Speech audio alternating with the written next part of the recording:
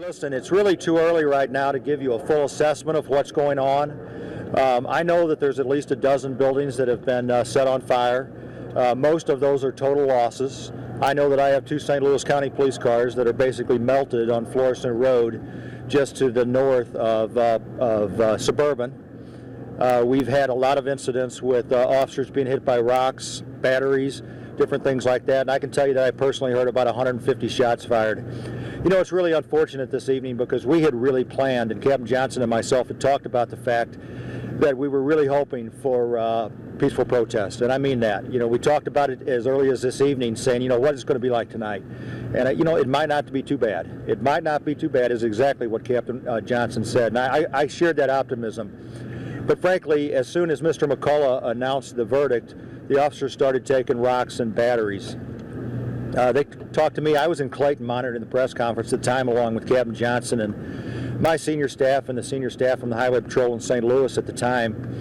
And I told the troops, I said, just back off. Just back off. We'll try to treat this like like some sort of a festival or a baseball game or something. By that time, the protesters basically owned Florissant Road, so we allowed them to linger there.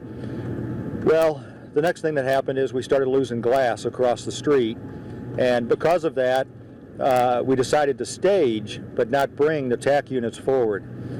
Then we started getting gunfire from across the street. So based on that, we wanted to put the TAC trucks in between the businesses and Florissant Road on the west side. We just thought that'd be a good thing to try to save the businesses. Right about this time, we started having problems up to the south at Florissant Road and Paul Avenue or Suburban Avenue. So I actually had a reporter, I won't name the station that came, the media that came past me, and he said, fellas, be careful. There's a whole lot of guns in there. And that was at the Meineke area at the time, which was just about 50 meters to the north of us. So we started seeing a trash can on fire, then we noticed the police car on fire, then there was a second police car on fire. We may or may not have made an arrest in that case for knowingly burning on the police car. As I said, we have about a dozen buildings burning. This is extended all the way up as far as looting goes to Halls Ferry and New Halls Ferry, Old Halls Ferry and New Halls Ferry, the wedge, and pretty much up West Florissant all the way to 270, even across at the clock tower. So again, a lot of gunfire. I'm disappointed in this evening. I really don't have any hesitation in telling you that I didn't see a lot of peaceful protest out there tonight, and I'm disappointed about that. I'm not saying there weren't folks out there that were out there for the right reason. I'm not saying that wasn't the case, but I am saying that unfortunately this spun out of control.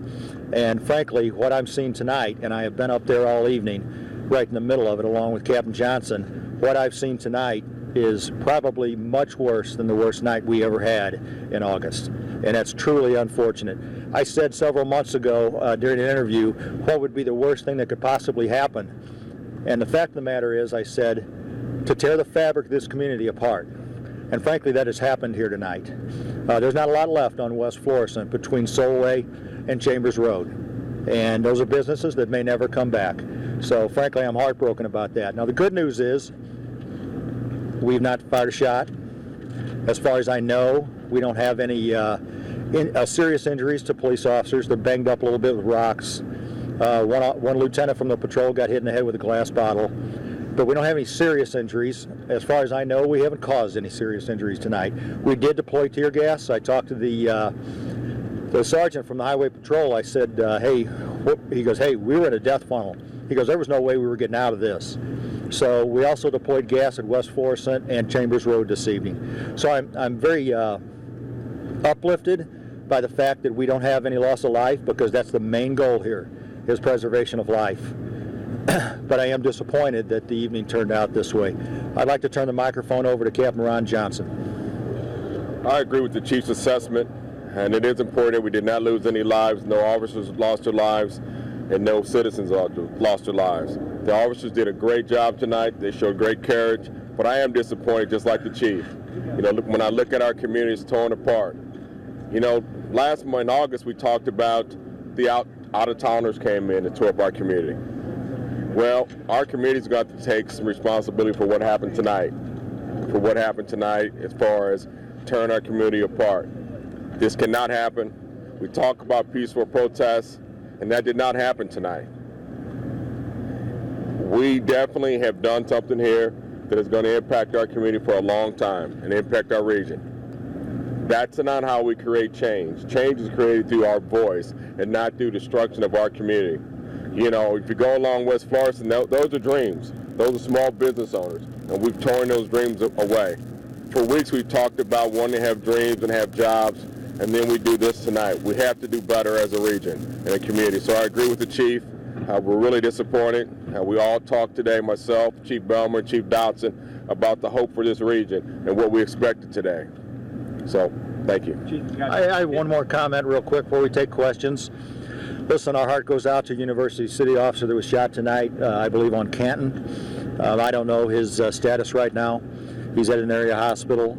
As far as I know, that is totally unrelated to any events here in Ferguson. Chief, two questions. One, what happened to the National Guard? Were they supposed to be here to help protect all these businesses? And the second question is, by making this announcement so late in the evening, did that put you at a substantial tactical disadvantage?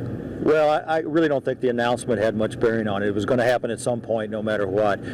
As far as the Guard goes, they did have a steady build-up throughout the day. It's certainly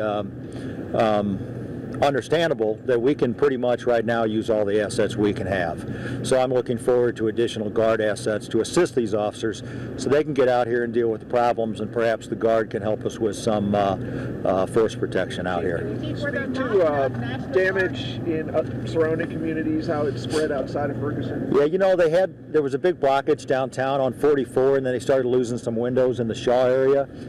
I really don't know beyond that if they've had anything else. Delmar City Hall, I guess, was damaged by fire tonight. Is that true? I didn't. Oh, the Delwood City Hall. No, sorry. It was the business right next to it, the fire station. So, but we thought it was the City Hall, but it wasn't. And, you know, one of the challenges, for example, that we had was trying to cut traffic off this evening at West Florissant and Chambers.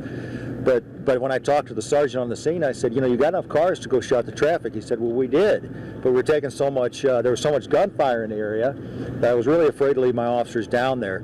So it really is a dynamic evening tonight that we're dealing with. I had a question over here. Was there another officer fired at the McDonald's on West Florissant? We heard about maybe an officer fired at. Can you talk about that? Yeah, I think that's certainly possible with the amount of gunfire. I heard that over the radio when I was up on South Florissant. I can't tell you for sure if that happened. I can tell you that Captain Johnson and I, when we were in one of the areas this evening on West Florissant, you know, the officers and ourselves, we got lit up. So I can't imagine that they didn't hit one of us, but by the grace of God, ma'am. Did law enforcement underestimate the reaction to the grand jury's decision? I mean, the governor held a news conference, you were there, Captain Johnson was there, and you all said that we have a plan, we are prepared, we are ready. And you look at what is happening now in Ferguson, what is happening in St. Louis, how can you say you are prepared? I don't think we were underprepared, but I'll be honest with you, unless we bring 10,000 policemen in here, I don't think we can prevent folks that really are intent on just destroying a community. It doesn't take very long to throw some kerosene in a building and burn it as you're running past. And in this kind of an area where a lot of it's dark, the officers, they really don't have the ability to understand what's going on around them. So, you know, I think we had a good plan. We do have a good plan. We're going to move forward with the same plan. And, you know, our pledge was to protect everybody, including the businesses. We're certainly working very hard right this moment to do that. Hey, Chief, obviously, let you know in advance what the announcement was going to be as far as the grand jury. Because the governor said that he did not know. If you think if you guys did get a heads up, that would have helped in any way. Yeah, I mean, I did have a very good heads up along with Chief Dodson and Colonel Repogel, Captain Johnson, from Bob McCullough yesterday about this. Some things have to be firmed up, and that was firmed up this morning with the prosecuting attorney. No, I didn't know. I didn't know it was going to be a non-indictment. I had no idea about that. Would that have helped if you knew that just an hour or 2 hours before the culprit there? No, I don't really believe it would. Besides, that's contrary to how we run the grand jury process in this country, and I just feel like that's information that we really shouldn't be privy to, basically to protect that process. I talked to Mr. McCullough today, and he told me the timeline of the announcement, and he said the only thing I won't tell you is what is the verdict at this point. And I said I understand, and I wouldn't ask. So I understand your question, and I understand the reasoning, but with the way we have a grand jury process in this country, I just don't think that's appropriate.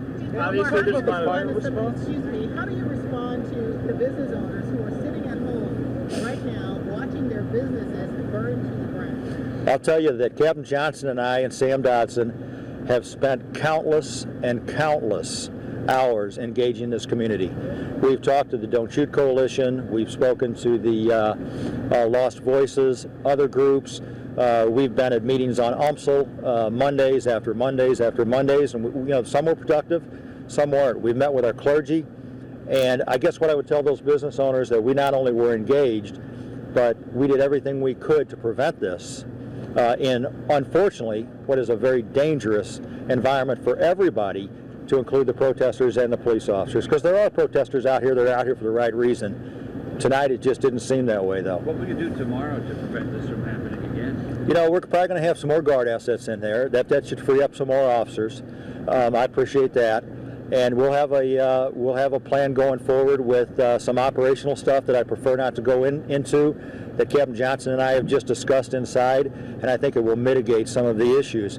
But frankly, one of the problems we have is we don't really know what anything's going to look like sometimes until it happens. Like I said, as dynamic as August was, can you imagine a night like this? I mean, we didn't have anything of this magnitude.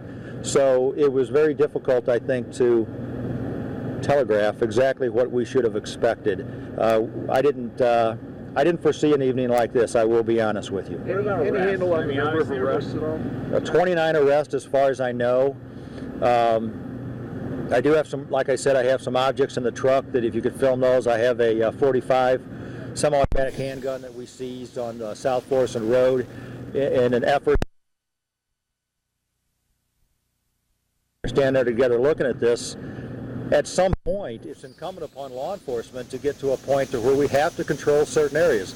We have 2 police cars on fire, we have situations like that. We have to get people to cooperate with us so we can do our job and prevent problems. I had a reporter from France come up to me right when I got on South Florissant Road. He had just a gash right here where he'd been hit by a rock. We had a man run over this evening. He was carjacked, and the people who carjacked him ran him over, elderly man. So these are things that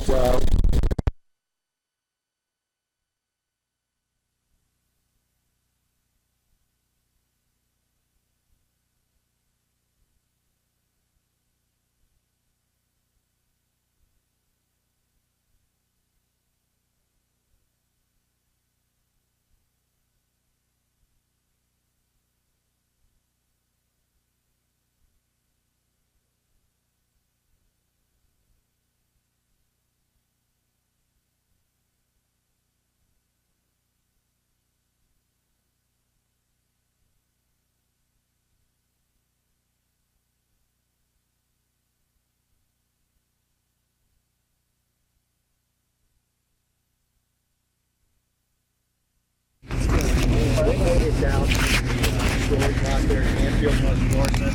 That fire got 2 bad neighbors.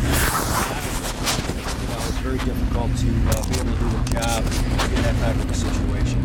And that's unfortunate. We were finally able to clear Solway to Chambers, basically to North Winds Estates, just to get those fires out. So now we're going to work on the fires between Solway and Chambers. 3 or 4 that are burning in there right now. And as I walked out here, I noticed there was a used car lot on fire. What about the role of clergy? Obviously, they were so instrumental in August. What did you see from them tonight, and what can you or hope for them in the upcoming days? Actually, we did not see a large number of clergy out tonight. There were a few clergy out. We did not see a large number out tonight. And the few that we saw really didn't have a voice with the crowd. So hopefully tomorrow we'll see more clergy that will come out and assess. But it's going to take everyone. I'm sorry, so why do you think that is? Why not the large presence that we saw back in August? I don't know. I have no idea. I really expected we were going to see a large clergy out tonight. Chief talked about we had met with a lot of clergy and we just did not see them out tonight. Was anyone actually shot tonight? No one was shot tonight. I think the chief talked about that there was no loss of life and there were no shots fired by officers. Captain Johnson, how many times have you had to reassess strategy to it? Well, I think we're always assessing it. Well, like the chief talked about, we could have never imagined this. And so we will talk about it in a brief and make sure that we have a proper assessment tomorrow and make whatever changes we can for this community. So you have you under consideration. You live here. What's your reaction to what you see, what you're witnessing? Hurt, a lot of pain. You know, it's just watching part of your life just go up in flames. I know you may have addressed this, but again, the role of the National Guard, I heard an interview with Mayor Knowles in Ferguson saying that he actually reached out to Governor Nixon's office trying to get the National Guard members to buy those businesses. What was the role tonight of the National Guard? You know, I don't know about the conversation the mayor had with the governor. You know, the Guard is an asset, and they're deploying in, and we're going to use them to help free up our officers. Captain, do you think there's a place for a curfew to come back here like we saw in August? You know, at this point, a curfew wouldn't have made a difference tonight. This started really early. You know, we'll continue just to do what we need to do to assess and make this community safe. Can you make a comment on just the mentality of your officers out there? I mean, obviously they're going through a lot. Can you make a comment on just what they're going through? Well, I can say I saw a lot of disappointment in their faces. You know, they put a lot of courage and heart and soul in keeping this community safe, and so there's a lot of disappointment in them, and also. Okay, one more. Arrested tonight from him? We don't have the exact addresses and locations, but we will have that later on. So if you want to check with us later or sometime tomorrow, we'll definitely have where they're from. You said a lot of the businesses might not come back, or I think it's what you said, Chief Elmer. But basically the idea is that these businesses might not come back. Can you talk a little bit about where Ferguson goes from here and kind of what you think the legacy of the city is going to be and if the city's going to survive at all? Well, if we are going to survive at all, we're going to have to come together. And what happened tonight can't happen, can't continue on. So if we're going to come together and be better, we're going to have to come together and make some changes. But we have to understand that this community has to be whole. And right now, this community is really fractured. So Thank you, guys. Thanks, guys. Thank you, guys.